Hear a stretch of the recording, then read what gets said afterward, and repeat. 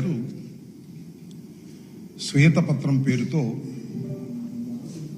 పోలవరం గురించి ఒక సుదీర్ఘమైనటువంటి ఉపన్యాసం ఎక్స్ప్లెనేషన్ ఇవ్వటం జరిగింది. దాంతో పాటుగా ఆయన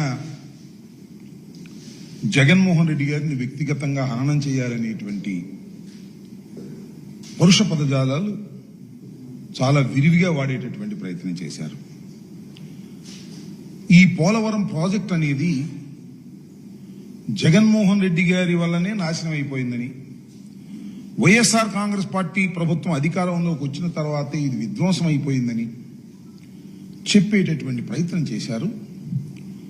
దానికి సమాధానం చెప్పవలసినటువంటి బాధ్యత వైఎస్ఆర్ కాంగ్రెస్ పార్టీ తరపున, ముఖ్యంగా 2 సంవత్సరాల పైచిలకు ఇరిగేషన్ మంత్రిగా చేసిన నా పైన, పార్టీ పైన ఉన్నదని భావిస్తూ దానికి కొన్ని సమాధానాలు చెప్పేటటువంటి ప్రయత్నం నేను చేయదలుచుకున్నా.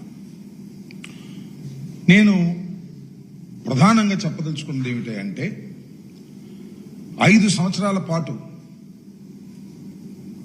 వైఎస్ జగన్మోహన్ రెడ్డి గారి నాయకత్వంలో ఉన్నటువంటి ప్రభుత్వం పోలవరం విషయంలో కానీ, ఇతరత్రా ఉన్నటువంటి ఇరిగేషన్ ప్రాజెక్ట్స్ లో కానీ ఏ విధమైన తప్పిదాలు చేయలేదు. మరి ముఖ్యంగా పోలవరం విషయంలో అతి జాగరూకతతో వ్యవహరించడం జరిగింది.